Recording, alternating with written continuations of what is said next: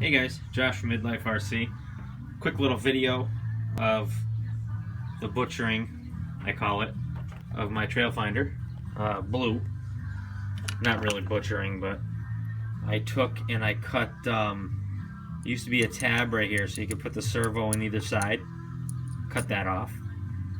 As you can see here on my stock, see that tab right there? So I cut that off. And in the back, you can see the cut mark right there. Let's see if I can get my wrench in there.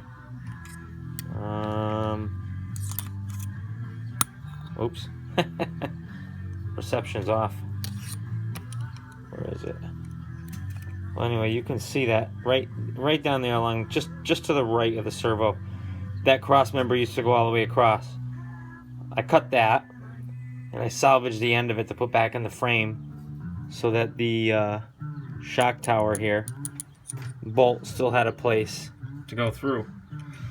Cutting those and cutting one section off here. There's supposed to be 4 of these, and on this one you can see there's 2 up top, 1 here, 1 there, and then there's 2 on the bottom.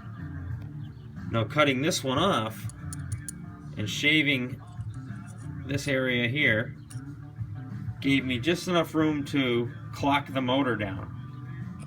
Some of you saw the pictures, but I took all this apart, took the 3 bolts off that hold on the motor mount, and I clocked it down 1 ring.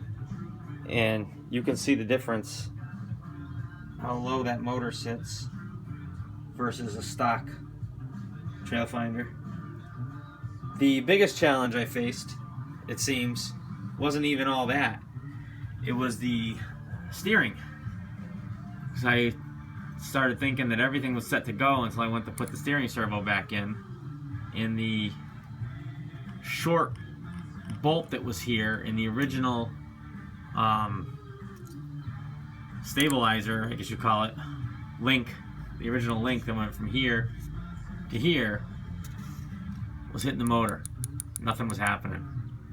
So, just thinking outside the box, I went with a longer screw on the servo horn, filled it in with some of these shock washers that I had kicking around from all my Traxxas stuff, and then popped on this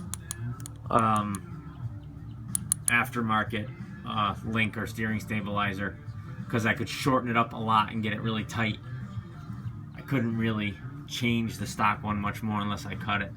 So now, let me see if I can do this with 2 hands.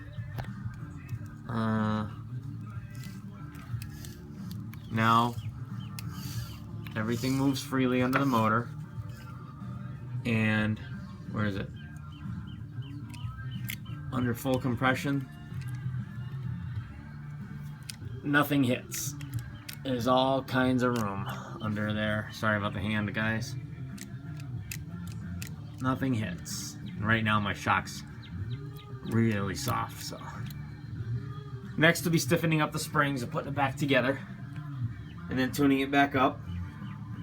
And I'll focus my attention on the stock one here.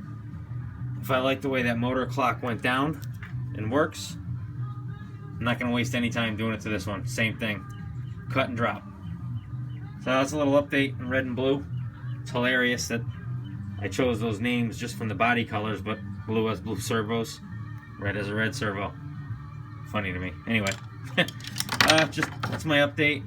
Started to throw my shop back together outside, so I got time to, longer daylight hours, I got time to goof around. And that's where I'm at. And there's still stretch box chassis right here, hanging in my face. I'll be playing with that some more too in the near future. Alright guys, if I come up with anything else, I will let you know. But I'm out. Like, rate, subscribe, whatever. No particular order.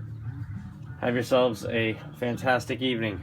Josh from Midlife RC.